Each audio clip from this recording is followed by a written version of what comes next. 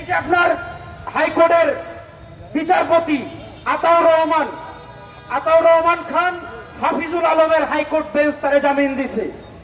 এই সন্ত্রাসীদেরকে, এই রানা তো একজন সন্ত্রাসী, সেই এলাকার যে এমপি ছিল তার পালিত গুন্ডা ছিল এই রানা, সোহেল রানা। আপনাদের মতো এই সব কুলাঙ্গার বিচারপতি যারা এই খুনি হাসিনাকে এতদিন পর্যন্ত প্রশ্রয় লালন পালন করা থেকে শুরু করে এই খুনি হাসিনারে আপনারা পৃষ্ঠপোষকতা দিচ্ছেন, ঠিক তেমনি ভাবে এই অন্তর্বর্তীকালীন সরকারের মধ্যে খুনি হাসিনার কিছু প্রেতাত্মা চয়ন করছে।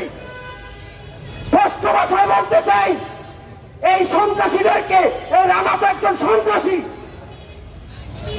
সেই এলাকার যে এমপি ছিল তার পালিত গুন্ডা ছিল এই রানা, সোহেল রানা।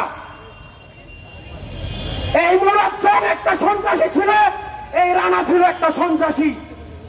আজকে কেন আমাদের এখানে দাঁড়াইতে হবে? আমরা কি ফ্যাসিস্টের ছায়া দেখতে পাচ্ছি অন্তর্বর্তীকালীন সরকারের এই বিচার বিভাগের উপরে? আমরা তো ছায়া দেখতে পাচ্ছি। যদি ছায়া না দেখতে পাইতাম তাহলে শীর্ষ সন্ত্রাসীরা কিভাবে মুক্তি পায়, এই খুনি ফ্যাসিস্টরা কিভাবে মুক্তি পায়? এই যে আপনার হাইকোর্টের বিচারপতি আতাউর রহমান খান হাফিজুল আলমের হাইকোর্ট বেঞ্চ তারে জামিন দিছে।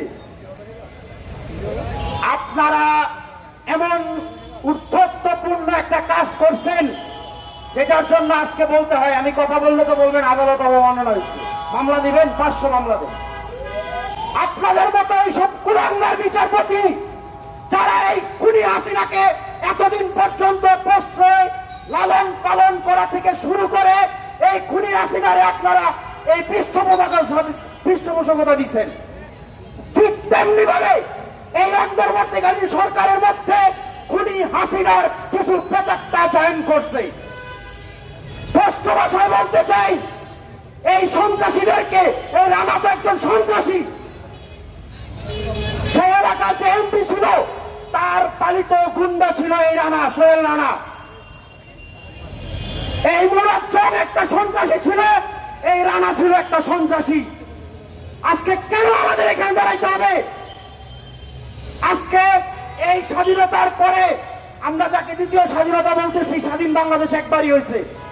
মুক্তিযুদ্ধের চেতনার নাম বিক্রি করে খুনি হাসিনা যে সন্ত্রাসীদেরকে লালন পালন করে সারা বাংলাদেশে প্রতিষ্ঠা করেছিল, আজকে সেই সন্ত্রাসীদেরকে সারা বাংলাদেশে মুক্ত সাদা কবুতরের মতো ছেড়ে দিচ্ছে। এই খুনি হাসিনার দোষর এখনো বিভিন্ন জায়গায় বিভিন্ন বেঞ্চের বিচারপতি হয়ে বসে আছে। এই বিচারপতিদেরকে কারা বসিয়ে রেখেছে, কোন বিচার বিভাগ বসিয়ে রেখেছে, এদেরকে স্পষ্ট ভাষায় শনাক্ত করে তাদেরকেও আইনের আওতায় আনতে হবে।